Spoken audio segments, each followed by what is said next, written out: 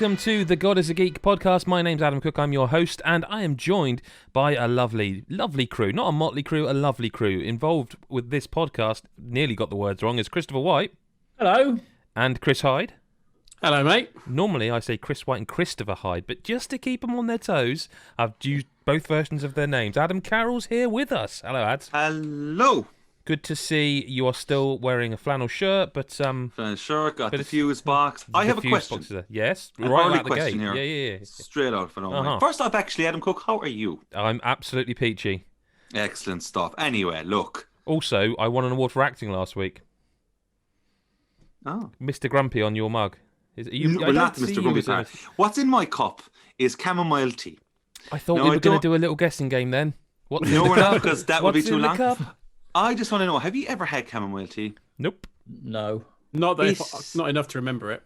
I'm not going to lie to you. I just want to know if any listeners out there have had chamomile tea. In the comments below on the YouTube channel, what's chamomile tea like? Do you think it smells like fish food? That's what I want to know. Never had it. The ice cream or actual fish food? Oh, definitely not the ice cream, because I'd be fucking tearing into this cup quickly. You wouldn't be Mr. Grumpy then, would you? If it stinks, why are you drinking it? It's very good Mr. for your... Grumpy. no, I'm not going to get into that, Chris. That's a really, really boring question. Okay, sorry. No, I'm the king of boring questions. It's like the answer Keeps I you give... firm. It's good for you. It's just really good for you. Okay. I try and drink a lot of herbal tea because my water intake isn't amazing. So I go through phases of that where I realise I'm not drinking enough, and then I'll like gunnel 4 pints of water throughout the day, and then just non-stop piss like a racehorse. And that's annoying. Like, whoever created pissing, fuck off. Yeah, I guess. I mean, whoever created pissing. You were gonna. You sort of ruined my joke I was leaning into. I was about to say, and that's not the only thing that I have a similarity to the racehorse with, but it's gone now. It's gone.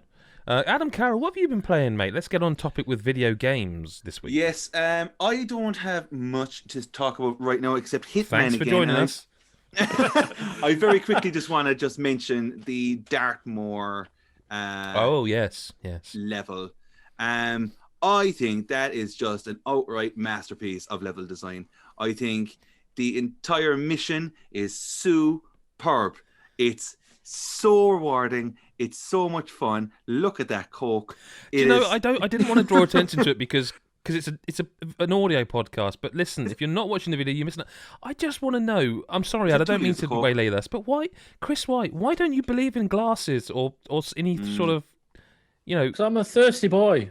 No, I'll drink it what's in the glass, and I want another one. So I'll just keep one of these. So with you me. just drink out of a 2 litre bottle? 2 litres. I consume a lot of liquids. What kind of Coke? Is that actual just Coke? No, Coke it's Zero, Coke wasn't Zero. it?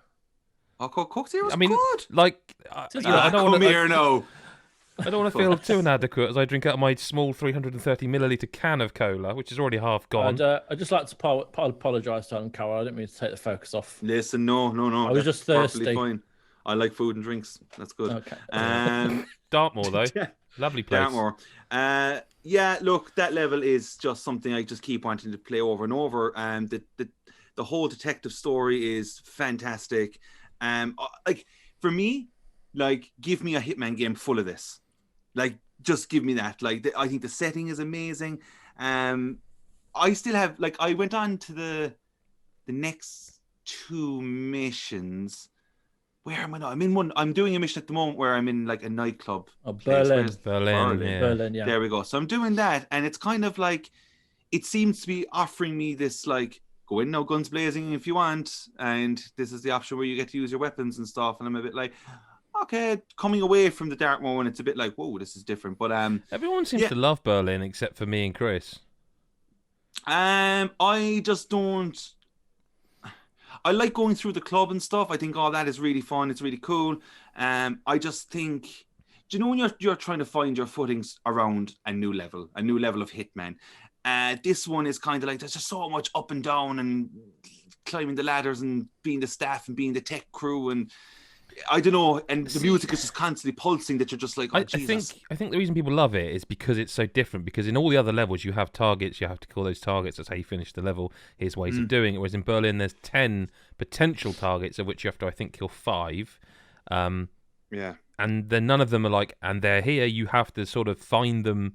It takes away the hand-holding elements that you can choose to use if you wish. Like, there's no photo moment like in Dartmoor where you just follow this, or like the investigator. There's no path. You have to really do the investigating yourself.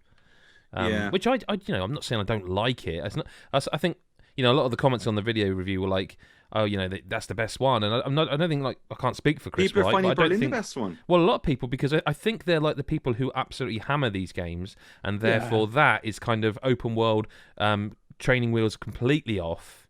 Yeah, but not everyone's playing this, are they? Like, who are experts or so-called experts? Like, a lot of people are coming to it fresh. Like, they're coming to get the third one. They can download the first two or whatever and play them all together. So, like, it's not a bad level. It's just not my favorite. The start of Berlin is really interesting when you you walk up to like it's kind of like a single player. It just feels like eerie. a different, It feels its most kind of James Bondish in ways, like, and the lighting and stuff is super cool. I don't know. It's just the Hitman starts striking these tones that you're just like, especially this third one, like it's throwing out all different elements of where Hitman, the franchise itself, could go further down the line. So that's kind of really what I'm playing, like, because I'm taking it super slow and just repeating the challenges and stuff like that. And like, I don't know, lads, before I know it, like, it's fucking podcast time again, and I'm just like, oh, sorry, I've just played Hitman. And like, that's a good sign. Yeah, it's a very good sign. Yeah, it's a great, but still, I've so many goddamn games in it to get on with, but I'm just like, fuck. But there's another game on this list, I see. Yeah. That because you played that before. So, 13 Sentinels, Aegis Ring. Did you get back on it? Because it's a long game. I played a good 20 hours of it, and then I got sidetracked over something, can't remember exactly what it was, and then it could have been anything at that time of year. And then you said to me that you started it, you texted me, and I was like, fuck it, I'm starting it again. Well, so I just started the whole thing. I mean, I get it. I mean, I had it installed on PS4. Let's put it that way. From I think pre-release, and I knew it would be for me, because I like vanillaware games. Which now that's going to come off a certain way. There's a stigma around this game, isn't there? And I don't get it. Because I've played previous vanillaware games, and unless there's going to be some really pornographic stuff coming up, this is tame compared to like Dragon's Crown. Have you played Dragon's Crown? I played on the Vita. Yeah, PS3 and Vita. Yeah. What's going on in it? Why is it so? Well, it's not it. So Vanillaware, as a developer, so they make stunning games, and I mean the art is like, so you know that sort of painterly effect you get in Breath of the Wild. Yeah. That's kind of something that Vanillaware do pretty regular. That style of, it looks like a painting, but in that style. So there's all that, but they're also kind of a bit fan servicey, a bit sort of anime girl, a bit sort of big-breasted women. There are large-breasted women in it. Okay.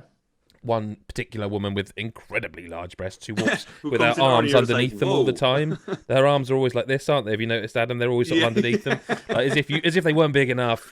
I know. Pronounce them a little bit more. Yeah, and in ways, it can be slightly distracting given the story that's being fed to you. Absolutely, but what I would say is that, again, if you had never played a game with that kind of fan service in, okay, I get it. Maybe you might go, well, this is a bit weird, because they're all kind of school age, but I think they're older school age. I don't think they're like 12. I think they're like 16, 17, 15, the youngest, but I think they're actually the top end of that. And also, there's a story element that they're not actually that anyway.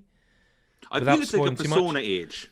I'd say Persona age, yeah. But I don't want to divert too much, but like, there's other game series that never get any shit or Nier Automata, who, by the way, funnily enough, he's a big fan of Vanillaware.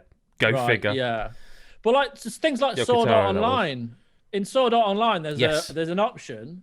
You can check, like, for example, you could fit one of them in a schoolgirl outfit, and you can adjust the breast size. I mean, Sakura. The slider for breast size. I've never heard one person go on about that at all. No, but the thing is, right, Again, not to be like, I mean, I'm not, I probably wouldn't be offended by it anyway. I'm too old and too white and too male. Not that the white's got anything to do with it, but you know what I mean. I am the generic man, aren't I? You know what I mean? and I wouldn't be offended by it anyway. But genuinely, like, it's not even that bad compared to this developer's last game. You know what I mean? And the real shame of it is that narrative is spoiling what is actually, from what I've played, a phenomenal video game. Like one I'm really kind of angry I didn't play last year before we did certain discussions. Like it is cracking. With the 20 hours I spent, and I don't think we didn't discuss it at all. I'm surprised you didn't bring it up. Because I knew I was kind of on my own for the 20 hours I played. Yeah, I mean, nobody could have even... It's absolutely impossible to convince somebody how good the game can be when... To be honest, this is just a visual novel more so. The gameplay I think the gameplay that's there is very much... It's a tower defense game. Yeah, but it's not really that overly difficult. They're not going... I was wondering if I was going to ask you this. Does it get harder? Because I'm not finding it at... So they want you to get that story. That's what they want. Well, this is the thing. So I didn't even notice after the first hour and a half that the actual missions were called tutorial. I thought I was in the game. But the tutorial's at least 2.5 hours long. Because there's all these characters, 13 Sentinels, but there's actually more than 13 characters. But they each have a story, and each kind of... In the tutorial, you go through each of their prologues, and there's like a fight for the gameplay bit before each of their prologues. And then when you get out of that, it just suddenly goes, okay, you've done the tutorial, here's all the menus, and there's literally like 3 distinct... Like, imagine... Do you know how Super Mario 3D AllStars presents you with there's the 3 games? This does that. So there's like, here's your story, here's your combat, and here's your... Is it like memories, or like you can use points you get from playing to unlock... stuff to read in the game. And once you do that, you can actually then just pick which character you want to play, and when you do that, there's multiple choice within it. All this stunning art style, well-written game. Brilliant translation, by the way. Apparently that was later. Brilliant translation, the English dub. I'm really taken with it, Ads. Really taken with it. Yeah. I cannot wait to see this through now. I'll definitely completely finish this game this time round. It's just... It's one of those ones that it's just hard to describe. It is, and it does feel daunting to say that there's more than 13 characters, and you're kind of going, fuck it, like, and it is with it being Japanese names as well. Like, I'm still at the point where I'm like, sorry, so who's like they will say, and there's different names for each character. Like there's a lot that I'm still. But the thing is, there's something that just keeps me wanting to play more. And I get why you didn't mention it at Game of the Year, because I think you kind of almost need 2 people in that sort of debate to be able to like go, he can describe this, and then I can try and say, yeah, and this, because it's such a dense game. Like there is so much. Just trying to get on board with like the 13 plus Japanese names where you're like, okay, hang on, that name was quite similar to that other person. Shit, hang on, who are they talking about? And like there's one character, for example, and she's... Oh Christ! Hang on. I'm not. I'm just want to get. I don't want to spoil, but I don't want to get it wrong. She's got a relationship with one of these. There's time travel, by the way, and the Sentinels are massive, great big robots which you pilot, but they fuse to you somehow, and that's why you're naked in them. But it's all kind. It's not like they're on screen massive naked. They're kind of like almost like Metal Gear Codex size in the top screen, and also grayed out. And the men are too, by the way. Everyone's naked in the machines. It starts off kind of a bit. Straight away, because the first time you get in a Sentinel, one of the characters, the female character, goes, "Where's all my clothes gone?" Yeah, and you're just like, "Oh Jesus, don't tell me I'm going to be playing this kind of game now." But they do sort of explain a lot quite early. One of the characters, she's like a really quiet girl, and they always point out like, you'd have a boyfriend by now, and eventually she is in a relationship with one of these guys who comes back from the future. I mean, it's a minor spoiler. And I can't tell you his name, so it doesn't matter. He basically doesn't make it.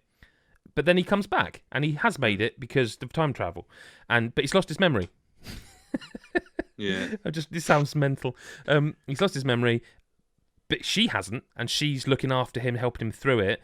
But he's slowly sort of being pulled away towards this other girl, and it's quite sad because he's quite cold to her and a bit sort of like, not supposed to know I'm living with you, oh, and well, what's your problem, sort of thing, and it's quite sad to see because it's, the game takes about 30 hours apparently to finish, right? And I've heard from most people that have pretty much all the people I've heard that have finished it have said that the way every character is tied in is incredible. But just to finish on that character, that all being said, with the time travel, the boyfriend who has got I don't know, time travel amnesia, she's also that's her A plot, which gets put to the side early on. Her B plot is that she meets Mr. Fluffy, who is a talking cat, who can grant her the wish of bringing him back to her properly, but she has to use a magic gun to change witches. That's one character in the game. One character, and it sounds like absolutely insane bollocks. It's one character. But like, it's just, as you said, Adam, like when you're There's playing it and seeing it through, there's something that makes it feel super serious in the weirdest way. Yeah, no, it's not funny. It's not funny at all. No. But also, man, I will have to say that it looks unreal. Oh, it looks amazing. So good, the game. Like, the backgrounds of every part is just, like, unbelievable. And it's just all side-scrolling the whole time. Like, what only thing I would say, and this is the only negative I can have of it, of any real import, is that, like every game of this type that's like 30-plus hours, Japanese RPG-based sort of... I wish it was on Switch. Because... I've got it. It's the. I think we're approaching an age now where like you want every game to be on every console and to have cross save on everything, so that whatever room you're in, you can just carry on playing. The Switch syndrome, I guess. I think I'm rapidly getting to the point where it's like I just want to be able to carry on whatever room I'm in, whatever console is here. But yeah, like I mean, I'm going to carry on playing 13 Sentinels. It sounds like you're going to as well. Good. Yeah. You got any? Sorry, I've literally hijacked that. No, that's everything for me. Okay, Chris Hyde. What have you got? What's on your list that I definitely can't see right in front of me? So I've been playing The Medium. Obviously, it's on Game Pass now, so I'd swipe that. I really like it. I'm going to start by saying the things I do like, because there's a couple of things I want to talk about that irritated me slightly, but I want to be really clear before I start. I'm really enjoying the game. I think it's very well done in a lot of places. I get very much the Resident Evil vibes that you guys were talking about last week in terms of the atmosphere with the fixed cameras. I don't mind the slow pace that I think you guys are referencing. I actually quite like that. I think that helps add to kind of the atmosphere that it's going for. I will say I don't think I'm at the point of the big reveal that you guys are talking about halfway through. I don't think I'm at that point yet. In terms of how far I've got through it, but yeah, I'm really enjoying the split world dynamic, and obviously the finding out and piecing together the story and the exploration of kind of going through the I don't know if there are more areas, but going through the kind of the main complex and kind of unearthing the hotel, the hotel, and going through Neva and unearthing kind of what's gone on there, and like you do in Resident Evil, you kind of piece together kind of documents and photos and postcards and stuff and kind of build up a feeling of it. But so I'm liking where it's, well, I say liking in inverted commas because some of it's a bit dark. I think I'm uncovering the dark stuff of the I think the first main character that you're supposed to help, I guess, is for want of a better word. I don't know most of the details because I haven't got to the point where I'm actually helping them, but yeah, uncovering what they've done and what they did is a bit dark, but I was kind of expecting it, so I kind of prepared myself for that. I don't know, obviously, where it goes after that. So I'm really liking it, and I really like those sections where you're exploring and unearthing the plot and where it's going. What I don't like is almost when it turns into an action game, or it thinks it turns into an action game and falls on its arse.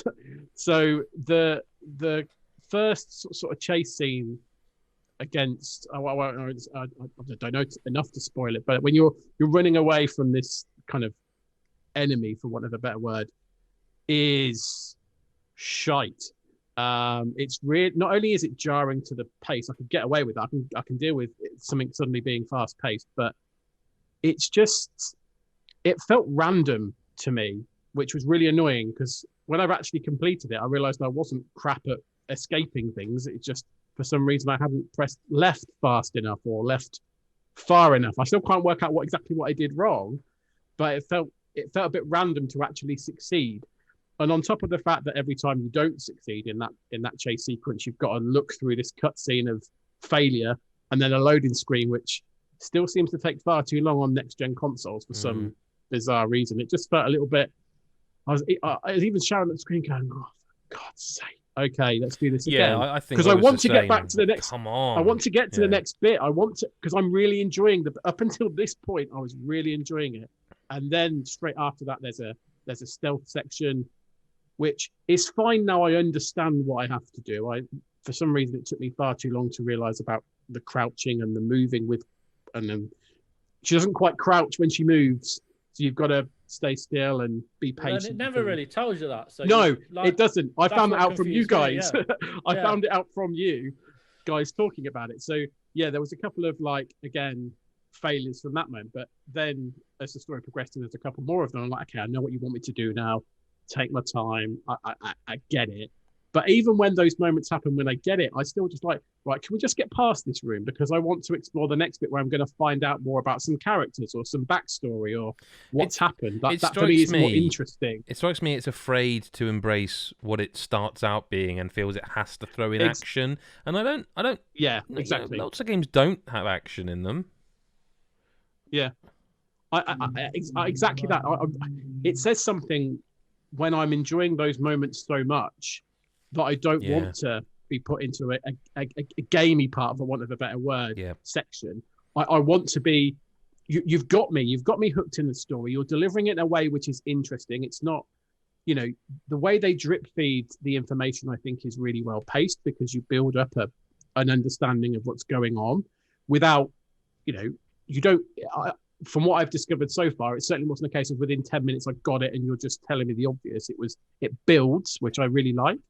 I hope that continues as I go through the story. So it does a really good job of that. And I think I agree with you, Adam. It's not scary. It's tense. It's that's fine too. It's almost atmospheric. And that's great. That's fine. There was the one jump scare you guys mentioned last week scared the shit out of me as well, even though I knew because you told me. But that's fine. Like that's absolutely fine. And I think the way it builds, like I say, its atmosphere and its tension is great, and it's thrilling suspense rather than shock tactics. But yeah, I want to carry on this game. I want to see it through to the end. I think if it carries on with the standard of storytelling, I think I'm going to love it, despite the dark subject matter. I think it's a really good little game so far. So I'm hoping it doesn't drop that pace, and hopefully there's just not 27 chase scenes between now and the end of the game. I didn't. Yeah, I'm really enjoying another one, but then I've hit a bug in that game, which is I can't play it anyway now. So it's I'm done. I tried to get past it, but the bug keeps replicating. I'm not starting it over. I was curious, Chris. Why? No. Obviously, you captured footage after you'd finished it. Did you? Is there chapter select at some point, or is that you just went through it because you knew what you were doing? Because I was wondering if there's any way I can. No, there isn't. There's it's a bit shit in this sense actually. You're when you finish a game, you can go into another new game, or you can load game. But your load game is like the last 8 auto saves. So there's no way of like choosing that might be a way around it for me. Or I'll jump back in there. That might be a way around it for me. I'd have to go back enough. Yeah, but then the trouble is so I think what happened. I mean, there's no point me trying to explain the situation because it would. I could tell you guys, and Chris White would know where I meant, and I spoke to him anyway. But it just keeps replicating this bug that won't. It brings up a button prompt to climb a little ridge, and I climb it, and she gets to it, and as soon as I press forward, she sort of starts falling backwards down it slowly, like she's almost like you're walking on like the texture's not a real ledge, like she's just sliding down it, and then the button prompt won't come back again. And every time I have to load it, it's like walking through all this long distance stuff because it doesn't checkpoint every like camera move or anything. I think I'm just going to move on from it personally. I liked it, but I'm not starting it again. And I kind of can't be arsed even going back. I'd like to know the end, but yeah. Did you get a bug in this? You said. Yeah. Did you get a bug in Blair Witch as well? No, I just played to the first time you encounter the witch. It was really horrible, and then I carried on. I don't know someone who said they got stuck in like kind of a hole by a train. And they just couldn't get out of the fucking thing. I like what Bloober Team attempt, but there's just something about. I'd rather play 13 Sentinels, or I'd rather play other games on this list, I think. But it's there's a certain mood you have to be in to play this kind of games. I think so. And right now, I'm not really in that mood for this game anymore. Chris Hyde, though, is. Apparently, he likes... Well, I'm not going to say because it'll be a spoiler, but it's a dark game. So you're gonna finish it, presumably.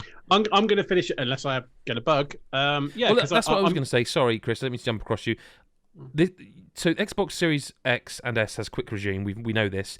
When a game updates in the background, it kills that quick resume because the game has to restart for a patch. Yeah. I'd left the game in resume state. When I came back to it, it loaded from the start. So I think whatever this bug is has been implemented accidentally with this patch. So maybe they'll patch it. I don't fucking know. Yeah, The Medium. The Medium, a good game. A good but game. Yeah, you have to be in the right frame of mind for it. I think. Yeah. But I'm looking forward to playing more. What else you been up to, mate? So I've been playing now, and I've researched this, so I'm pretty confident this is the correct pronunciation. East 9 Monstrum Nox. So is that as far as I know, something like East 17? Yeah, a bit like East 17 without the T. So I kind of visualize it double E double S is how I pronounce this. If that's wrong, put it in the comments below. Would you channel of how wrong I am and bastardizing the pronunciation of it. Would you perhaps stay another day for Monstrum Nox? Spicy. Oh my days. Yeah, I mean, so Lyle's reviewed this game and it's been on the site for a little while, but it's only just actually launched. There's a bit of a gap between when the embargo lifted and the actual launch. It's only just launched. So what I would say is I'm quite new to the franchise. I started with East 8, but love that. So was well up for this one, number 9. And what I feel with this game is it's very much, there are a lot of similarities. So I kind of get the vibe that there's a style and there's themes that they put into all of their games. And if you like that, if you like the E series, you will like this. Essentially, what happens, but if you're interested, is the main character, Adol, who's in all the games, he basically gets chucked in prison for all the crap he's done in all the previous games, for all the mischief he's caused, and they want to investigate him. He breaks out, and as he's escaping from prison, he gets shot by a magic bullet, which turns him into a superhero, for want of a monstrum. Just trying to exaggerate the story like you did with the talking cat.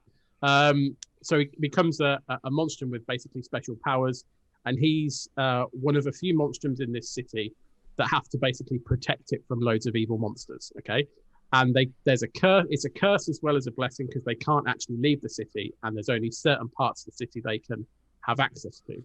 And basically, the way the story goes is it's broken into chapters, and each chapter's a certain loop. So by either killing enemies around the city or by progressing side quests, you gain this currency called Nox. So there you go, monstrums and Nox.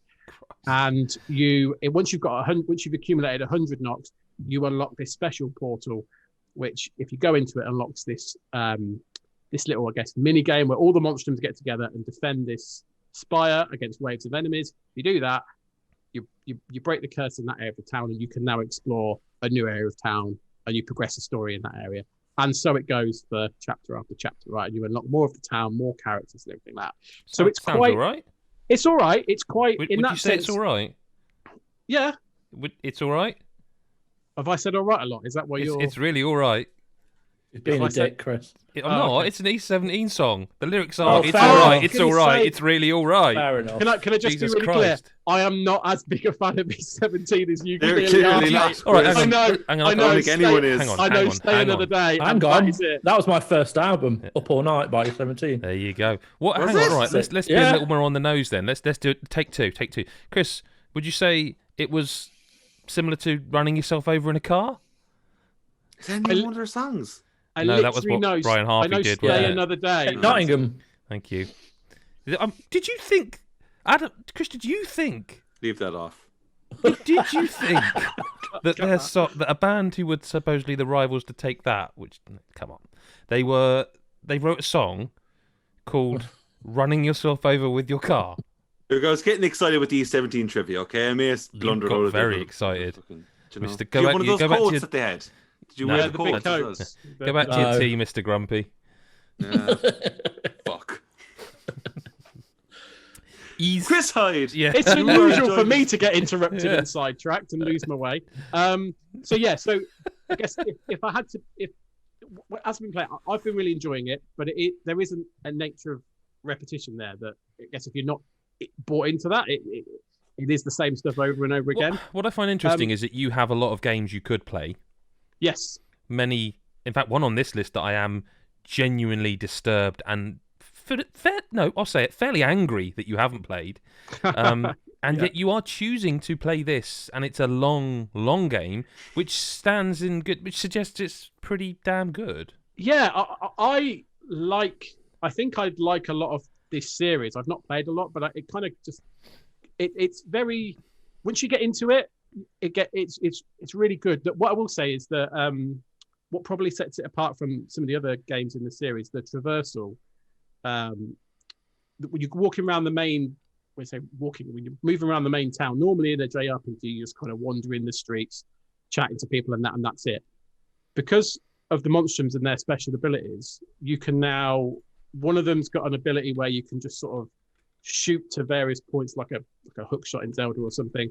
Another one, you can run up walls vertically for a time. Another one, you can float around, so you can jump off buildings and stuff and float into the next one and stuff. So it's a lot more vertical. You're kind of messing around on the rooftops and stuff, trying to find loads of collectibles.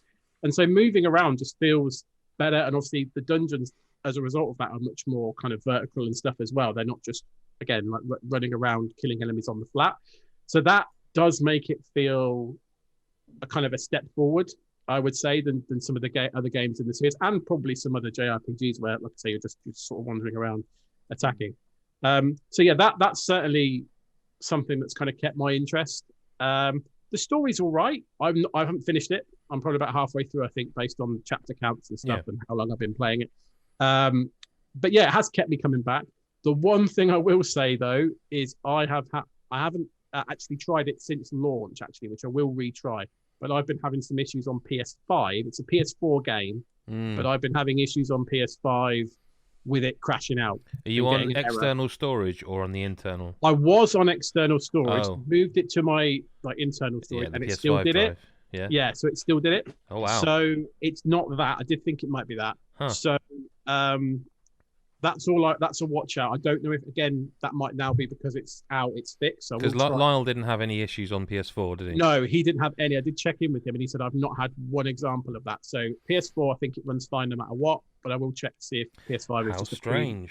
Whether it's launched now, it's out. But can I just quickly say there, as you just mentioned PS5 issues, is just kind of off topic slightly, but I just want to say that I had to force shut down my PS5 for the first time last week, and I tell you, that's not a pleasant experience. It's terrifying. It's terrifying. It genuinely, I was like, all right, this is happening. This nearly €500 thing that you couldn't replace even if you wanted to. Yeah, that's what I mean. Like, I wouldn't be so bad if I knew they existed. If you could get one, I mean, you can probably get them fixed. They fix your one probably, but you couldn't just buy another one. Anyway, just couldn't do it. Didn't like it. But anyway, sorry, Chris. That's right. Again, I think he was. I'm pretty much done. Yeah. Like what? So, if you're in the market for a new JRPG, definitely worth a punt. I definitely am not right now. No, you're not. And if you're a fan of the series, definitely go on it because it feels very much like it's a solid entry and very similar in gameplay to. And you can jump in straight, can you? Yeah, there are references because I picked up on some of the previous game. Because like, you can pick it up and off you go. Yeah, no need to have played all the other 8. Definitely, yeah. To the backlog. Yes. Well. Yeah. Speaking of backlogs, Christopher White, have you ever been called Topher? Is that a thing that people in the UK get as when they call Chris? I've been called it. Person called it me as a ha joke, and it sounds really funny. Was it me? What did you tell him, Chris? You left off the best part. What you say? Well, I don't think anyone's sworn so far, so I'm hoping we can get some monetization. So I'm not going to swear. Oh, I've definitely sweared. Okay, I'll tell them to fuck off. There you go. It's just not funny. They think it's funny. No, but Topher is a name, like in America. It's not my name. Isn't there a big actor that's called Topher? Topher Grace, isn't it? Yeah, I thought there was it was just a crap joke. No, I think it's there's Topher like a really Grace. famous actor. But his name is Christopher. His name is Christopher John Grace. Like Xander. He played Eddie Brock in Sam Raimi. Did he? Boo. Yeah, right, really must be a different one. Yeah. I was going to say, no, he didn't. Yeah. But Chris, Sam Raimi Spidey is not a fan. Oh no, the third one's shit. The other two, one's pretty bum, yeah, but like the second one's one of the best. Second one's Let's move away from this MCU discussion. Chris, what have you been playing? Chris White, what have you been playing? Boy, God of War. I've been playing God of War, mate. How's that 60 frames per second business getting on? So I'm kind of quite busy with some embargoed games. But I thought with the news broke the other day that Santa Monica are releasing like the enhanced experience patch for God of War on PS5. Why am I not going to download it? So I grabbed it again. Started a new game plus with this sexy ass frame rate and resolution. Yeah, and it's incredible. And the fact that now with a new game plus you can play with the other stuff, just in case you've never played it, people. But you've got everything unlocked at the beginning, and it's mental. I booted it up just to see, because I we all, if you follow this podcast, you know that we're very big fans of that game. So I had to just see, and I was just where I'd finished it, obviously, because I've platinumed it. My save where I left Kratos and Atreus is just outside the house, basically. Yes. You know what I mean? Yeah. And I was just like, so it's kind of, there's nothing happening. I was just playing around with the combat, getting used to the buttons again, and looking at it and looking around and looking at the frame rate. And I was like, oh, I've got to stop this. I've got to close this now, because when I see that new game plus, like I was like, I've got to not be doing this, because I can feel it. I've no reason to play it. I've platinumed it. I really do want to play this game. There's nothing I can say. Like, it's just perfect, and it's even more beautiful than it was before. And like the fucking music is just ridiculous. Like that the weight at the start of the combat, when you're man. burning your wife, you cremated your wife, and that music kicks in. Whoa, chills. Yeah, so, I'm so pleased that they've done that. Because it's I just hope they carry on. Like I'm not to, it's not about the game as such, but I hope that I wonder if they'll do a Last of Us one, because I almost think they might hold off and release that game as a PS5 game when they do eventually ship the multiplayer. Well, possibly, because they did it with Last of Us. What about Bloodborne, on the PS4, though? Didn't they? What about Bloodborne? Bloodborne. Yeah. We'll see. I mean, Days Gone got more. Whatever. I'm not going to get into it. Make me angry. So that's that. And then I've dived into Apex Legends. Great game. Yeah. So I've never played an actual match in the 2 years that it's been out. Has it been out 2 years? Yeah. And we did an interview. Well, I did an interview with a load of the devs and the writers and stuff, and I just thought, why am I not playing this? So I set up my old PS4 in the girls' room and set up an account for Evie, because she plays Fortnite with me, obviously. And so I'm playing with her at the minute, and it's just ridiculous. I mean, there's a lot to take in, because there's changed a lot too, additional stuff. Yeah. But like, I could see myself getting into this big time.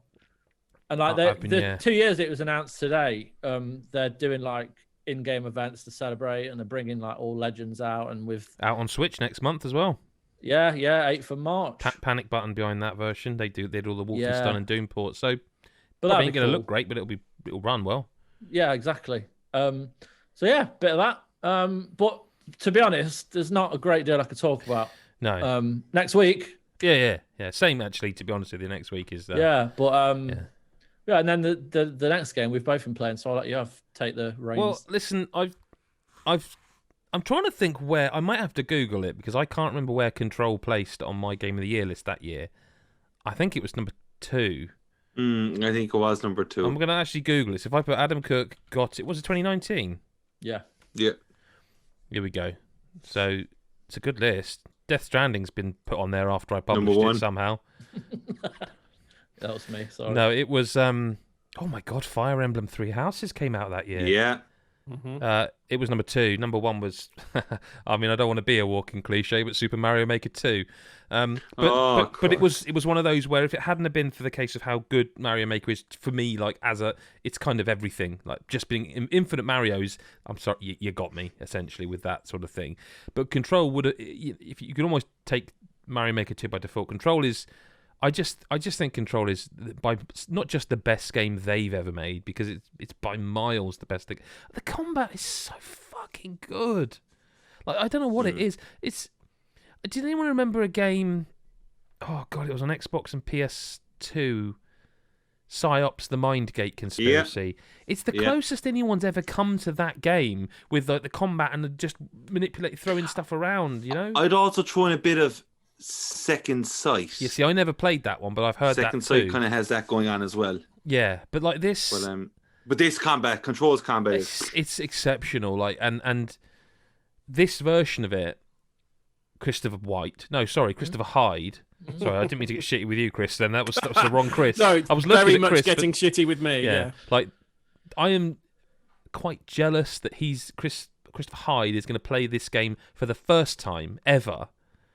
This version of it, because what they've done here, and that you can look at this two ways. One way is to go, it should have been like this, it should have run like this to begin with, and that's a valid perspective. Like Adam Carrol, you had the PS4 base experience. I think Chris White, you did initially, didn't you? And I think that's what stopped you eventually. Yeah. And so it's a totally a valid perspective to have. But this Ultimate Edition, and the fact it's on PS Plus is ridiculous. Yeah. Like this is probably the best game they've ever given away. I think distance. I think so for me anyway. Like the load times are it loads quicker on my PS5 than it does on my PC that I'm literally using right now, which has SSDs in it, which is remarkable. I guess the SSD that I've got it on is not quite as good a quality as the PlayStation 5 one. The haptic stuff is like every footstep is haptic. Like, as she's walking around. The guns have the resistance and the triggers. The map stuff's fixed. It just runs for me immaculately and in performance mode. What do you mean the map stuff is fixed? Did you not have problems with the map when you played it? Like you press up and it wouldn't load up properly? Not particularly, no. Oh, you must have, man, because I had it on Xbox Series X. I can't remember. I just remember like having major stutter during heavy moments of on Xbox One combat. X. You press up on the map and it just wouldn't load. It would just be a grey texture, and you have to just keep doing it, and eventually it would pop up. Yeah, that's all gone. And it's got both the DLCs, one of which is better than the other, but they're both decent. Like it's just I'm playing through it again, and the thing isn't because I've played it through, I can button through the story and not feel like I'm missing it because I've seen it all twice actually, and I just it's weird. This game should have so much more fanfare. I feel like everyone should be raving about this game because of how it feels. I guess it can make people feel a bit cold because it's a sort of standoffish narrative to begin with. I think that actually works. Like playing it through again, it works for me. Like and stylistically, when you walk in a room and it's like, whoom, and there's like the text like central process. It's so cool. Like it's everything about video games. Its tone and style is just. It's very unique. It takes a lot of influence from other things. Obviously, everything takes influence in ways. But I mean, they do that. They've always done that. The Twilight Peaks things that were in Alan Wake. What was it called? Twilight Falls or something. You know, they've always done that stuff. Yeah, I just feel like from some people's criticisms towards the game is I find personally, everyone's entitled to their own opinion, but I just think sometimes the opinions that I hear are very odd. I'm just like, some people straight up just don't like the tone, they don't like the atmosphere, they don't like the story. And I'm like, okay, fair enough if you don't like, but I'm just like, Jesus, it's fucking... You do need to read a lot of the text. It's a bizarre world that you want to know more about, I think. That's the thing, you do need to read a lot of the text entries because But they're great, the text entries are so worth They're funny and they're clever and they're interesting. Yeah. But like on top of that, and this is the real kicker for me, is that I would have loved like an Alan Wake 2. Not American Nightmare, I mean a proper Alan Wake 2. Yeah. Right now, if you've offered me in this hand Alan Wake 2 and this one Control 2, I'm going for Control straight away, and there's not even me going, no, it's Control. I want more Control because of how that game feels. I also played a bit of Destruction AllStars, which came out last week. Like... It's all right. Like you can absolutely tell that there's a lot of the sort of Liverpool British racing scene involved in this game. It's got a lot of destruction. Apparently, there's an interview on Eurogamer about this. They did consider actually making it a Destruction Derby game, but decided they wanted to go more with the like new IP route. You say that, but like Destruction Derby it has cachet, but with our generation and no one else. No, Like, it would not mean anything. I know, but like it would have been still. But even Destruction Derby never hit where Wipeout did. Do you know what I mean? Like the Psygnosis stuff. It was great at the time. Loved it. But look at how Wreckout does. Like it's a decent game, but it's not like Wreckout. You know, it absolutely seems okay. They will add to it a lot, I think. I do think that it was very much the correct decision to go the PS Plus route, and I think if you were asking like $70 or whatever, you know, 70 quid for a game, I think that would be a hard sell. But it certainly plays fine. You know, a lot of. Do you think that's why they went the PS Plus route, though? They were kind of like. I don't think this. I've heard that it's lacking content, and I'm just wondering, like, you can't really criticize it as much for that when it's given out for free. The thing is, man, like if you in ways, it's difficult, right? Because this is a PlayStation 5 exclusive, which suggests to me, and I think they just put figures out over 4 million or something sold already, or PlayStation 5. So I suggest that they probably would have sold a lot of copies based on people wanting. We talked about it on this podcast, how we were like looking for a new PS5 game. We all talked about it. Like I hadn't turned mine on in a little while because I've been playing a lot of Switch and PC stuff. I'm not here to say like this game's awful. It also doesn't seem amazing.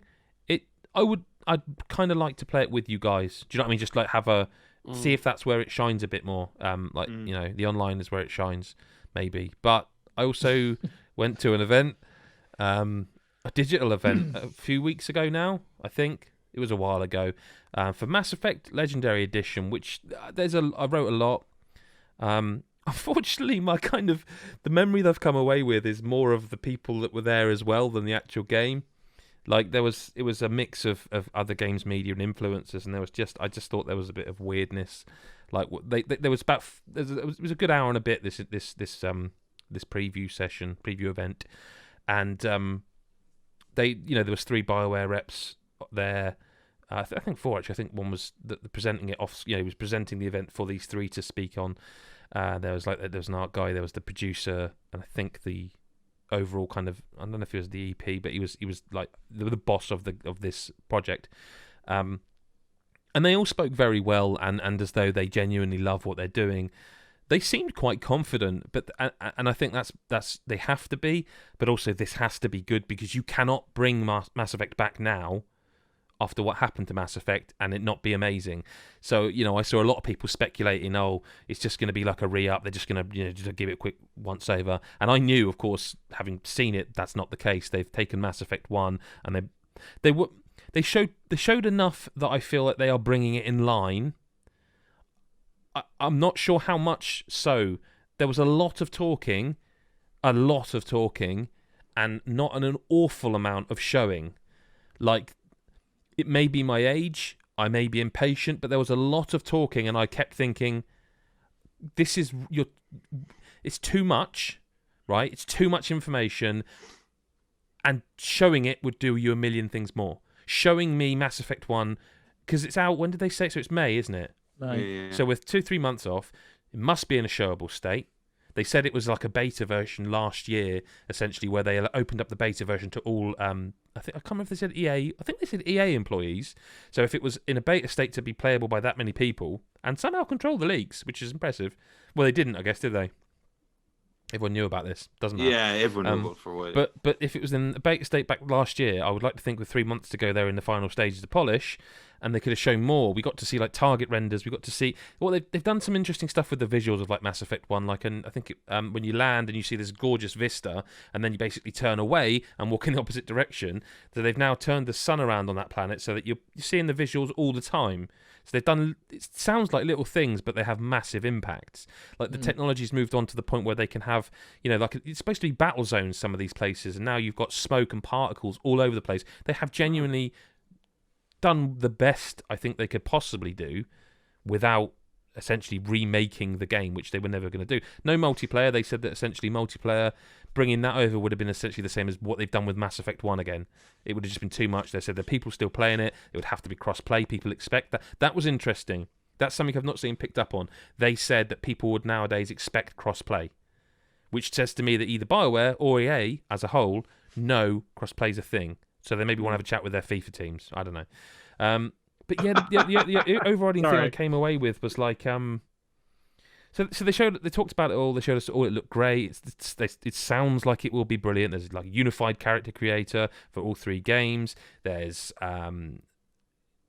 Mako controls have been fixed for 1. Controller support for PC, which people have been asking for fucking must be a decade now. But then they showed us the trailer that everyone else has now seen, and like people started. I looked people up. I'm not going to say names, but some of the influencers was like, "Oh my god, I'm actually in tears right now," and it left me feeling quite icky coming out of it, because whatever in your head you are there for, media, influencer, whatever it is, print, online, YouTuber. I'd like to think there's some sort of degree of, I don't know, I guess, a bit of professionalism, because people always go on about, oh, don't trust games media, the influencers. Like, I didn't see any games media there going, I'm in tears right now at this. Like, Mass Effect means a lot to a lot of people, and I'm not belittling that at all, none whatsoever. But it was more than one person, and I looked them up, but I know they're not games media, and that's not why I'm saying this. If it were games media, I would have said the same. The games media were trying to get questions answered that were definitely they were leading questions, which is perhaps the job. The job is to secure views for your site. That's the job. That's what you're there to do, to report to your audience, and to do it honestly, and to ask questions your audience wants to know, whether you like it or not. That's the kind, the SEO clickbait shit, whatever. But that's the job. It made me feel a bit icky. Like, it was an event where I was already feeling like, could you show me a bit more? Because you didn't really tell me much of what I was going to see in the first place, just that it was a preview event for Mass Effect Legendary Edition, which is like, okay, I'm a big fan of the series, definitely want to see this again. I'm not going to pretend I've got 150 hours to play all 3 games again, but definitely would like to see them again. It's one of those releases where, I would like to see it, I'm not going to have time for it. But I do think you have to report, I don't know, a bit professionally for your audience. Well, I don't know, maybe their audience love that sort of stuff. But it left me feeling like there's a bit of a... Often these events, Chris White will attest this, there will be a mix of influencers and media, but also quite often they tend to keep them separate. Like, there is media days, influencer days. I think I don't want to say keep me away from them, but I'm a near 40-year-old man, and I have cried at video games, and I'm not ashamed to admit that. But I don't think I've ever cried at a trailer, and I don't think I would do it while telling the people who made the game. Because no one cries at trailers, right? I'm not going to get into it, but it's like these will be like the kind of people who've got YouTube channels where, like God of War, they do a God of War reaction vid. And in the picture, they're there like... Yeah. And then as like the fucking sign appears, they're like, oh my God, oh, it's so beautiful. Ah. Like, just fucking calm down, chill out. You should do it. That's.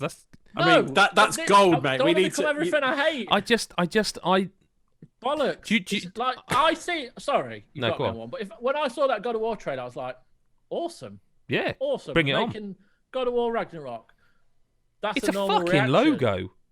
But yeah, like, if I saw gameplay, I'd probably be, oh, this is bloody brilliant. I'm not going to fucking sit there and weep into a... Do you remember when we went to the Switch reveal? Did we tell this story on the podcast? About the YouTuber? Did we ever tell this story? There is a YouTuber out there, a fucking high-profile one, right, where me and Chris are in one of his videos, and I found it. I can't remember who it was now. Shit, don't say anyway if you do. I found the video, and I look so shell-shocked, because it was very, very late in the day, and we, for some reason, hadn't got round to Zelda. We'd done the wanking the cows off and filmed that, and we played Mario Kart. There was always a massive queue. And Chris had come a long way from Derby to Hammersmith. And to be honest with you, I don't think I might have got... No, I drove down, but nonetheless. And we did finally go, let's fucking got to play Zelda, man. I don't think either of us wanted to, because we knew it was going to be good and we wanted to just play it properly. You know what I mean? We nearly didn't. Yeah, we nearly didn't. And there was one guy... I'm not going to pretend I recognised him. He had a camera and a tripod. And he looked how we felt, I'd say. kind of he'd had enough. It was a long day, and you could see he was like, you know. And so it's all quiet. It's starting to leave. People have left. Like, I know people from that day we played Mario Kart against some of the GameSpot people. You know, it was all right, actually. It was a decent event. Good unveiling. And like I say, we're all a bit, you know, I think we're all thinking, nearly time to go home. Can't wait to put my feet up. And this guy he's one ahead of us. So and a lot of people are doing this, setting the camera up over the shoulder, playing the game. You know, it's a video. And Chris and I think that we were talking, I think, but just sort of like, just chatting away, low voices, tired. And then suddenly, this guy who previously you might have even considered, my God, is he suffering from depression? Just suddenly, hey guys, I'm here at Nintendo, like this. And he's spinning the camera around. And in the background of his video, you can just see me and Chris go, what the fuck's going on? What's going on? And because it was so out of the blue. But that's the kind of thing I'm talking about, like where it was like, it's totally put on. It's the worst. And I don't know, I can't. It left me feeling a bit funny about games coverage, to be completely honest with you, this event, because I feel like I'm very grateful, of course, that we were invited. It's nice to be included. Same way, you know, that obviously EA like us. They got you to do the Apex thing, Chris, and I did the Mass Effect thing. I'm really pleased to be invited to them. Oh, they're amazing. But part of me wants to be like, you know, you could compress this 90 minutes down into 25 and everyone has a better time. Everyone. And I'm not going to say what it was, but I've had another one recently where it was exactly the same, where it was like an hour long, and I felt you could have halved this, and every single person, maybe I'm a miserable bastard, but every person would have gone away feeling like they had a better time. It has something to do with the times we're living in, because like when like they would have just released this trailer and then done an event, I would say. But they don't have the capacity to really do that at the minute. I think times are changing and certain companies can't put on these events anymore, so they're having to like hold these mini things. And I don't know. Maybe I'm just no good at events. Like one of the few I went to in the very early days was a THQ one for Red Faction. What was the one where there's like lots of ants and stuff, and you go into is it Armageddon? I can't remember, but it's a Red Faction game. Possibly. And I played it, and like I didn't know how to control the headphones, and they were so loud it was making me feel sick. And then we went to break, and there was there's food over there, everyone, and looked at me, and it was like, I don't know what that is. There were all these canapes, but I don't know what any of them were. It was all posh nosh in a 5-star hotel. And anyway, I was talking to someone I did know at this event, and I was talking about how much I didn't think the game was much cops so far, blah, blah, blah. Didn't know the fucking director was sat there right behind me listening to every word. I just don't think I do very well at these events. Like, just, it's not, I don't enjoy them. I can separate that from the need to create coverage from them and to give an honest opinion. I don't enjoy them. I've never enjoyed them. To me, none of this it's not real. Like playing a video game in a room full of people with headphones on, going and eating posh canapes. To me, that's not how people play video games. And the way that, and the only thing about COVID that's been good for games, I would say, is that a lot of preview builds are now being sent to you, and you can just play them naturally as you were, as at home on your sofa. I'll be honest, there are a few that like they really go the extra mile, and it like the Rockstar one that I did. I was literally sat in a room with like Rockstar for about 5 hours just on my own with no one else. They invited me but that's down. fine. That's them basically but that's what doing I mean. what I've said. There's ones but that you kind of remember, like in the Shadow of War one with the actual orcs from Peter Jackson's Lord of the Rings were like walking around. Like some do try and make the effort, whereas others are just like, you could just send me the build. See, but I think for me, and maybe I'm the real Mr. Grumpy, because I think for me, every single one of those where they'd be like, look, there's an orc, I'd be like, you fucking got me to drive to London for this. Could you not have just given me the game and sent me a fucking photo? Like, I'd have just sent me a photo and I'll play the game. You're a miserable git. Okay, fine. I think that's what it is. Last thing before we move on to listener correspondence. I played Animal Crossing today, as we speak. I had to. Yes. So, my Switch, my review unit Switch, okay? There's nothing to do with the game, by the way. Nothing to do with the game before anyone gets excited. My review unit Switch, the fans have been going mental now, to the point where I'm like, I don't know that this has got much left in it. My wife plays a lot of Animal Crossing. I'm at the point where I would be sad if something happened and the island was gone, but she's spent a lot of time on that, and she still plays it almost every other night. Well, they've updated this game now that you can transfer things across, haven't they? Jesus Christ, what a palaver. My God, I've never been so frightened. She's at work, and I said I'd sort this out for her, and I immediately thought I've made a tremendous mistake here. So you have to download a separate little game that is the Animal Crossing transfer system thing. That's a separate app, and there's no save games for you to transfer. There's a separate app to transfer. Yes, they did this with Pokemon as well. There's Pokemon and Animal Crossing they do this with. Well, I don't think they do it with the new Pokemon. I mean, in the past they have. So this app, okay, there's no save games, no way of backing up. Now, my wife plays Animal Crossing. I have the digital version. I reviewed it, and it's the situation where I'm the primary console owner, so she can play it because it works for anyone. All the consoles do this, like the primary activation. It's how people do account sharing and game sharing.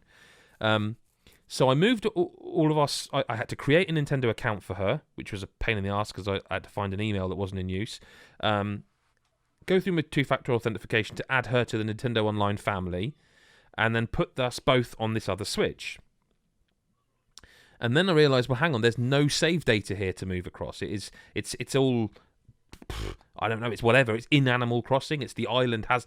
So I Googled it and Nintendo's support, and it tells you, so you use this tool, and it goes to transfer them across, and you're like, I'm fucking terrified. What if this goes wrong? It's all gone. It's all gone. You know? It seemed to transfer across okay. All right, okay. So, but first of all, when I tried to boot the transfer app as her, you do not own this game. No, she doesn't. But surely you can tell she's got save data. Nope, I had to do it, as me.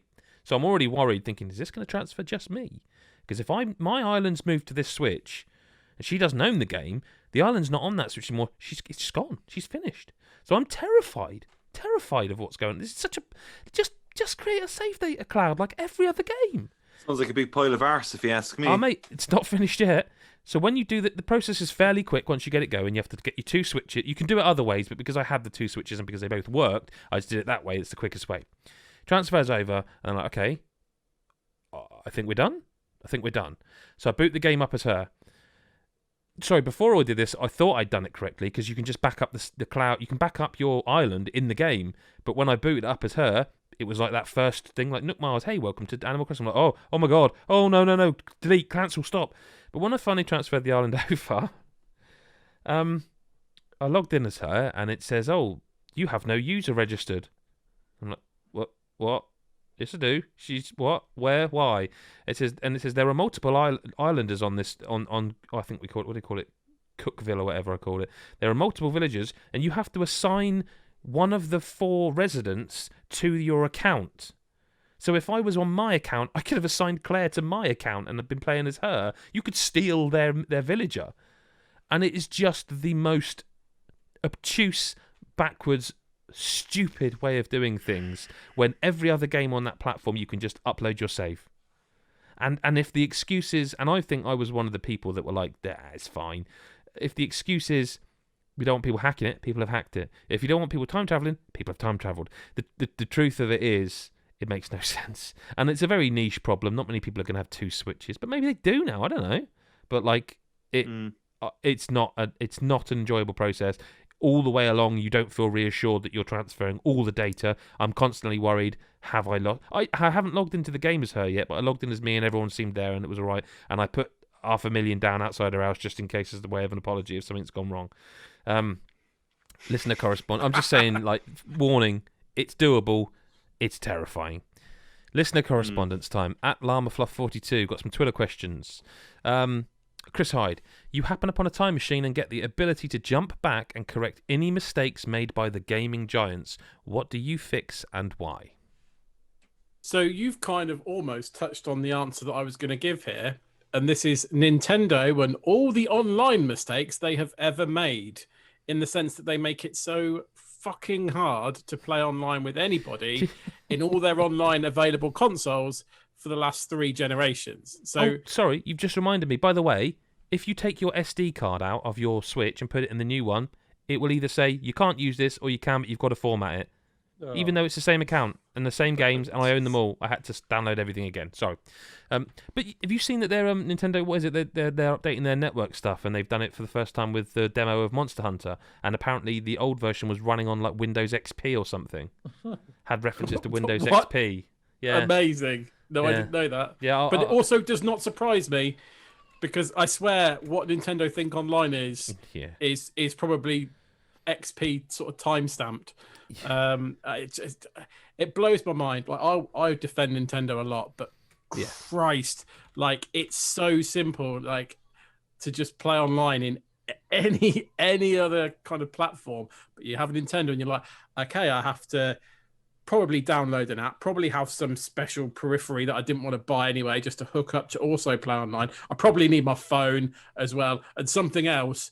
When every other thing ever now. I mean, the other week when we played Mario Maker co-op. Yeah, we're like, right, how are we going to talk to each other? We basically rang each other on the phone. Yeah, to just to communicate. Playing Monster Hunter Rise with G-Town Steve from Discord, just like, okay, right, so let's get a Discord thing set up so we can talk to each other. Then when we actually try and play with each other, right, well, let's put in the unique password the unique lobby ID, and then the password, just in case someone's guessed the special character ridden unique ID of the lobby that we're in. Let's also put in the password, because heaven knows we might get hacked by someone. It just feels so long-winded, and it puts you off playing online. It puts me off a lot of the time. It's going to take some beating, this. I think you might have... I shouldn't have let you go first, because I think it's going to take some beating. Has anyone got... What else? What would you change? My only one that I can think of off the top of my head is a recent one, is literally don't release Cyberpunk. Oh, you bastard! Yeah, because I would still be playing that now. I was going to say delay it longer, but you've got... I never learn, do I? I never learn. I always go... You'd love to just rewind time of Cyberpunk to just when Keanu Reeves walks out and explains it, and then after that, it can start all over itself again, like, you know, from that moment and onwards. Release it in July this year when it's all fixed and all sorted. The pandemic's over and everyone can just chill out and enjoy Cyberpunk without any bugs, and they could just spend hundreds and hundreds of hours on it without any problems. What about the Dreamcast? No. Oh, okay. No, I've got very fond memories of that. Yeah, but they didn't do very well. Like, it was the most part. You literally just burnt a CD and you could play a game on it. But there was PlayStation and there was an N64. Like, it was never going to be anything better than them. Oh, it could have been. I mean, moment at E3 when they just gave all the journalists one, and if you look under your chair, there's a Dreamcast. It's like, oh, yeah. I've never had that. That'd be nice. That would be an interesting one, wouldn't it? I mean, they'd never get away with that nowadays. No. I don't know, man. Like, I wouldn't... There's a few things I wouldn't have done in the modern era. Like, if I were Nintendo, I wouldn't have revealed Breath of the Wild 2 when I did. Unless they genuinely had plans that it was going to be out way sooner than it was. Well, Metroid Prime 4 was that's another one, before that. But they've learned their lesson. Because look at the way they dealt with Super Paper Mario the Origami King. They learned their lesson after Metroid, and also like they learned their lesson because now when they do a direct, it's like, this is what we're going to talk about. It's a Pokemon direct. There will be no other news on any other franchises. Do not expect anything else. And people still do. You look at the comments and people are like, oh, maybe at the end. No, it's not. You're why they're not doing that. That's why we won't find out about the Zelda 35th anniversary till it's literally... And now it's live. I mean, how broad can this be? Like, can I delete? Can you know how people say, can you go back in time and like kill baby Hitler so he couldn't do all that stuff? Could I go back and stop Twitter and social media from ever being a thing? That's sort of gaming related, isn't it? No, that's just you hating Twitter. That's not answering the question. If you went back, because once it was a big platform for Farmville, wasn't it, in the beginning? Facebook. Yes. So if you go back and shoot Zuckerberg in the face. And Twitter's definitely a game of who can be the biggest cunt. Mind you, you'd probably have to go back and shoot Tom in the face, wouldn't you? Tom? From MySpace. MySpace. Oh my god, no, I'm not getting... No, it's fine. All the friends. At Gears of Mush, will the year's delay to Halo be enough to save what was intended to be a system seller? I mean, this is his opinion. I mean, the reveal trailer was so underwhelming, in my opinion, and I've been a Halo fan since the start. Well, it's nice to hear Halo fans say that. Okay, but will the year's delay to Halo be enough? It has to be. I'm going to go first. It has to be. I genuinely wouldn't be surprised if come November, isn't it? If come November they say it's coming out in March. Like, do you know what I mean? I genuinely would not be shocked for them to put it back again. There is no chance this game comes out until it is 110% ready. Like, there's just no chance. And now they've ripped the Band-Aid off and delayed it by like a year. Delaying it again isn't going to matter. It just isn't going to matter. I'm not convinced that it will definitely come out in November. It should. But I'm not convinced it has to. Not now. They've ripped the Band-Aid off now. In terms of, so I agree. In terms of it being a system seller, I'm less convinced. I do. I mean, aside from the all the you can't sell systems that people can't buy. Yeah, I was going to say, if you put that bit to a side, I was going to get to, the fact that you can't get anything. Although Xbox One, Xbox Series X's do seem to be coming in and out of stock a bit. Yeah, more frequently. More than a PS5. Yeah, but if you put that bit to one side, I don't know, man.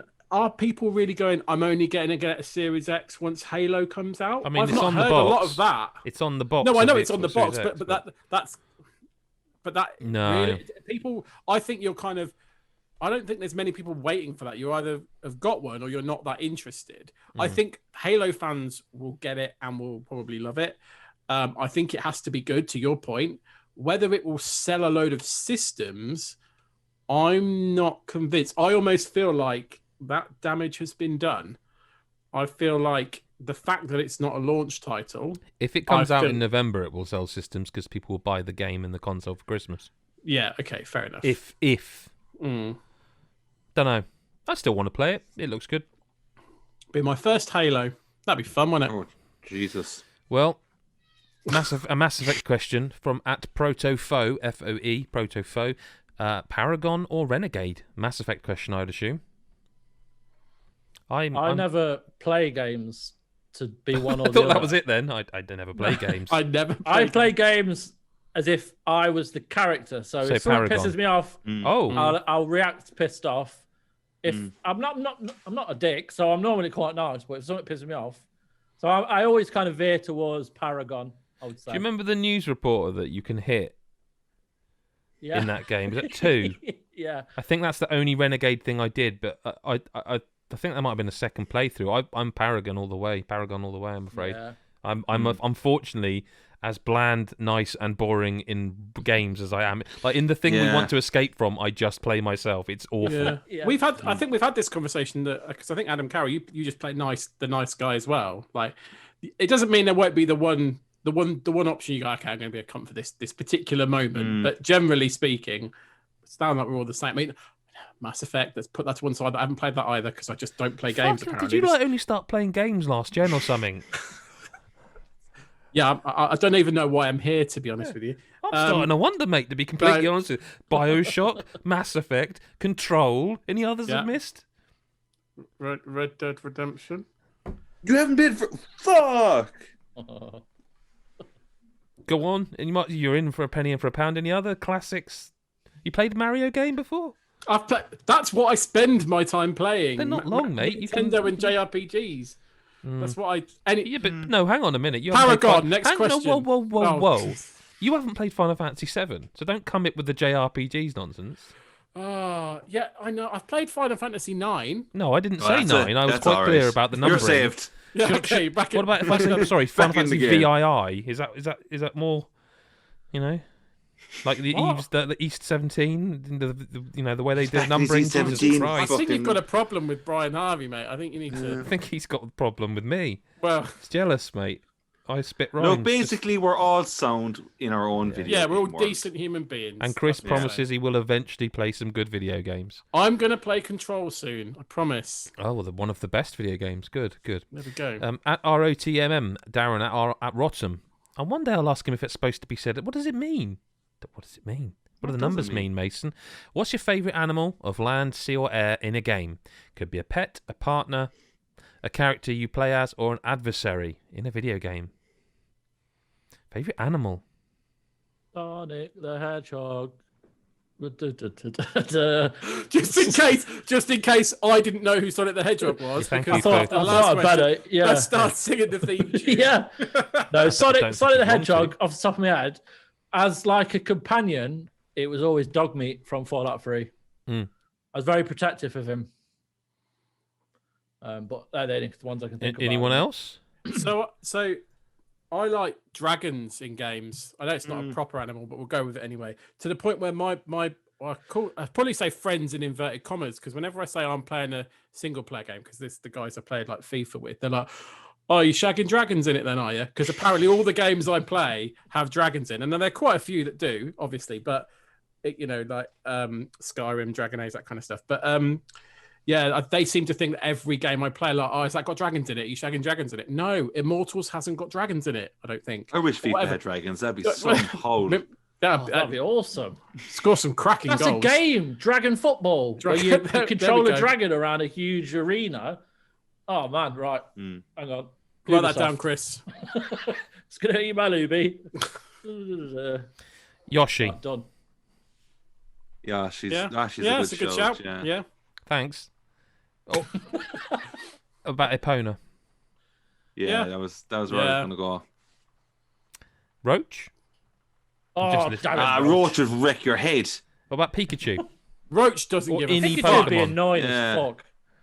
You come home from work and Roach would be up on the roof.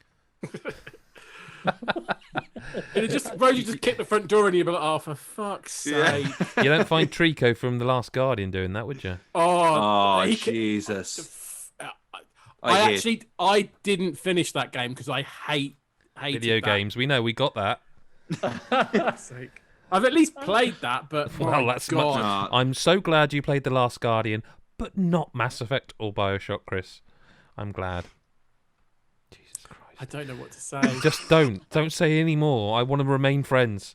At Deadbeat Punk says that you're propositioned by some television execs to make a reality show based on your talents. What does your show revolve around, and who would star in it with you? As always, can I tweak this question? Because I was struggling with it. Well, I don't know if that's fair on Deadbeat Punk. No. But can we do it where we answer the question for other people? Like, so other people say what our talents are, not like we don't answer the question. Because I was struggling to think of my own, but I could probably I've got yours, but you won't like it. Well, that's fine. There you go. Let's go with it. Okay. Yeah, I mean, if you've got one to go for, I mean, I think we have to pick someone. I'll do you then, and okay. And then you can do who you want. But well, yours is. You're not going to like it, but it's true. Go on, then. You would be some sort of. I feel like it would be the Truman Show, okay? But you're the person behind the camera with all the spreadsheets and data, and you're minority reporting it around. So hang on. So just this TV show is about someone else that isn't you. Yeah. Okay. But you're in control of it. So I'm not even the star of my own show because I'm that boring. So hang on, a better way of describing it is it's like Big Brother, but you're the narrator, right? So you're kind of talking about. So I'm just. Yeah, like you're important. He's just a voice. He's really important to it, and he sort of pulls the strings, and like data manipulation and all that, and now and again he'll throw money at a problem. But yeah, it's a really good show, and millions watch it. Who's starring as me in this show that's not about me? No, it doesn't ask that. It says you're in it, but who would star in it with you? In it with me. Okay, anybody. It doesn't matter, really. Yeah, it doesn't matter. Anyone else Absolutely apart from me? Yeah, would be more interesting. You're never on screen. That's just. Let's be clear. I'm never on screen. No, you're behind the camera, and you're the most important person. But you're not like front and centre, the star of the show. Okay. No, you're taking it the wrong way. You're taking this the wrong way. You're the star of the show, but you're not like in front of house because you don't need to be, because your talents lie behind the scenes. That's a weird start. Still doesn't sound like a compliment I meant it to. A face for radio. That's what listen, saying. I know we've all got faces for radio. Let's be fair. With the fact that this is a video podcast was something I was dead against and remain dead against.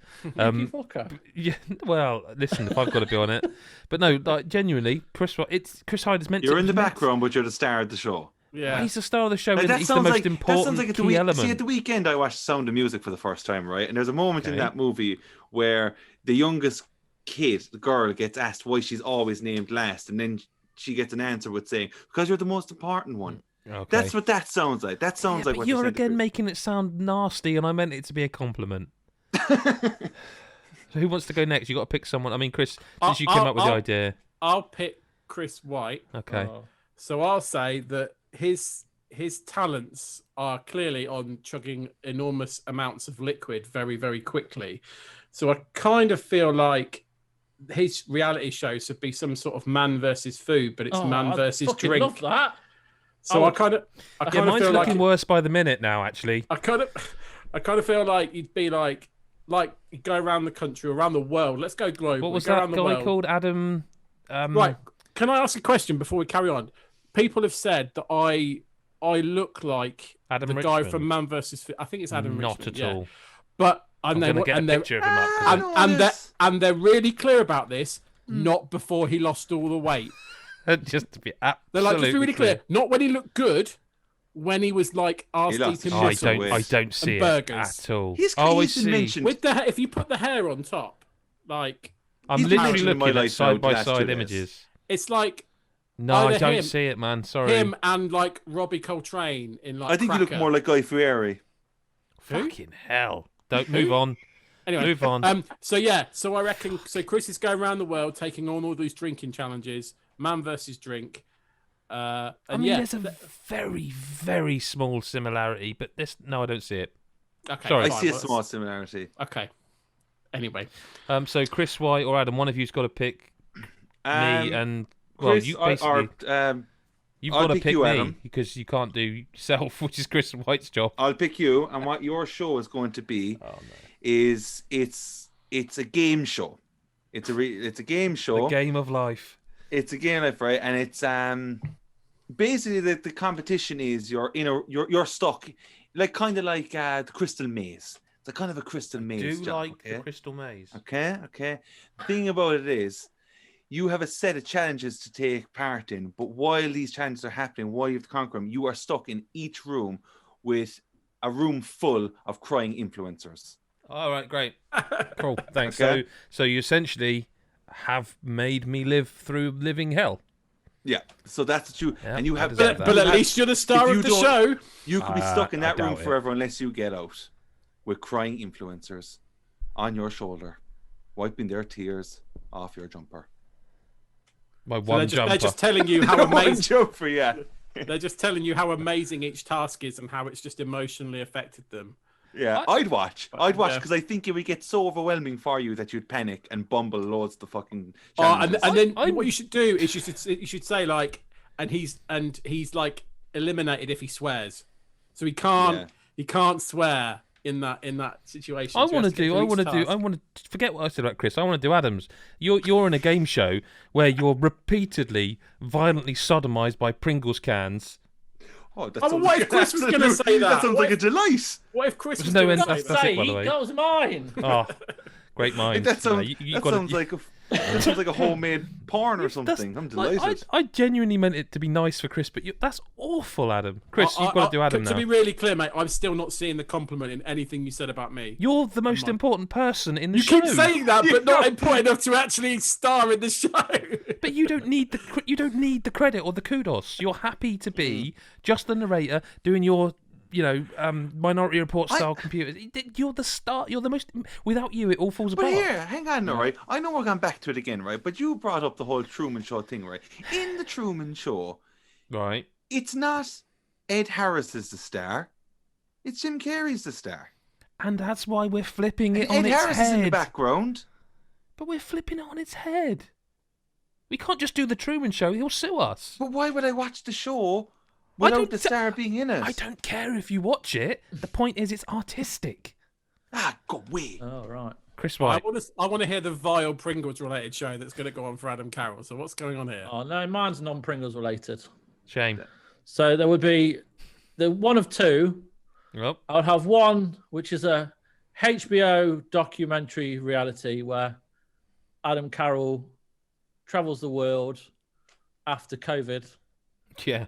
With a guitar. Can you play guitar? I assume you can. Yes.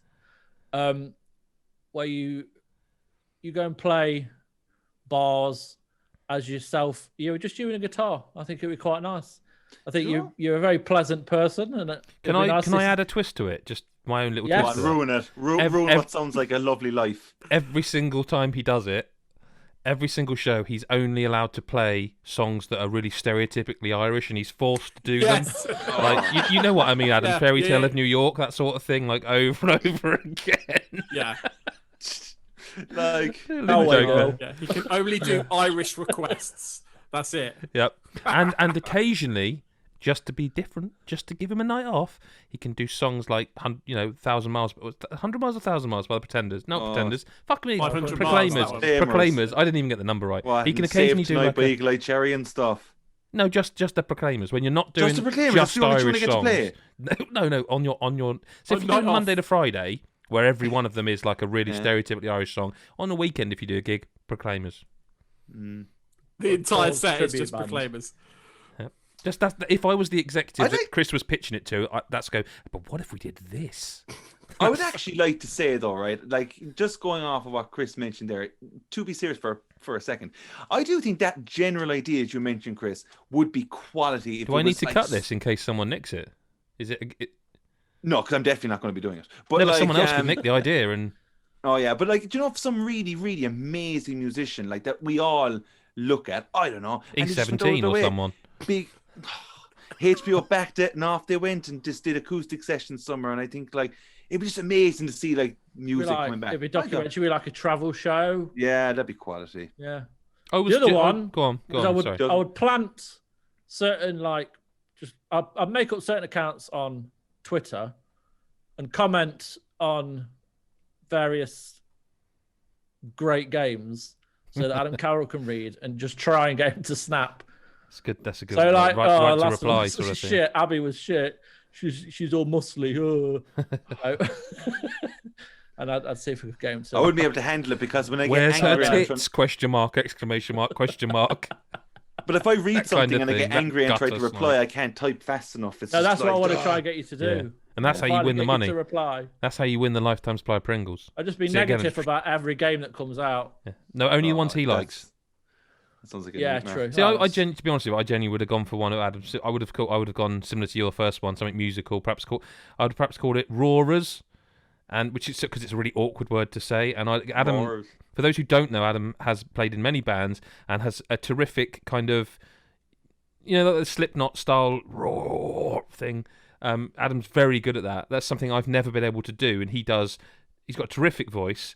And I think he should just go around teaching small children from school ages to do the Slipknot roar.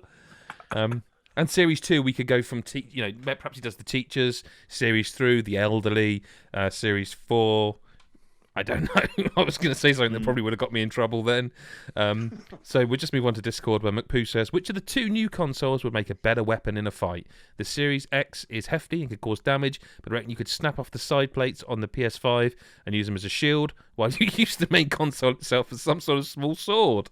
That is an incredible statement. I appreciate he's really thought about it. Yeah. The level of detail he goes into with the consoles is quite impressive. But I have to say, if you get a belt off of a PS5, I think it's the PS5. Yeah, if you pick that thing up, couldn't fucking lift the Xbox Series X. I'd be like, I think the PS5's heavier. Yeah, Jesus, no. Is it? I think so. Like I remember unboxing them both, and I remember there's genuine surprise when I was trying to get out of the box. The PS5 I was like, this is unbelievably heavy.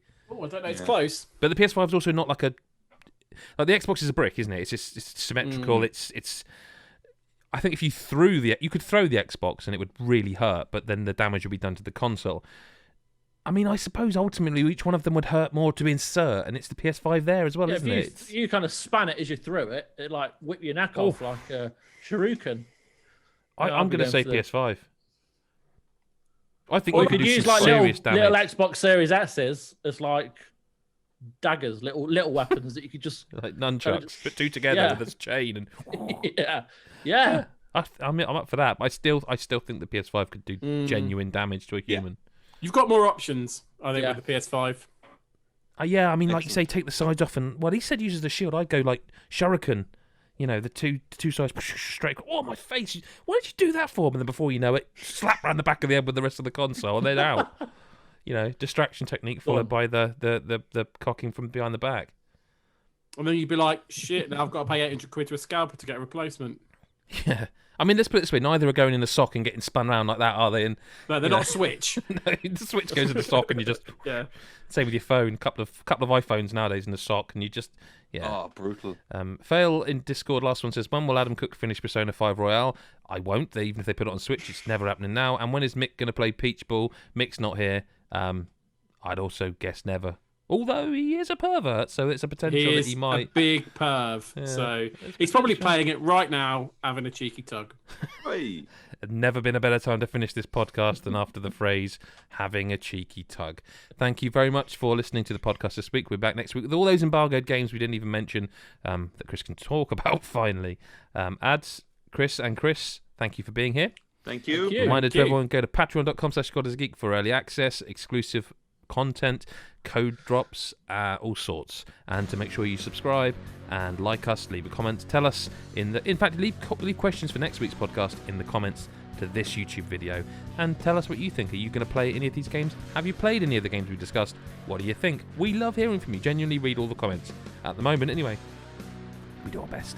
Thanks very much for watching or listening, and we will see you next week or whenever you choose to listen. Bye bye for now.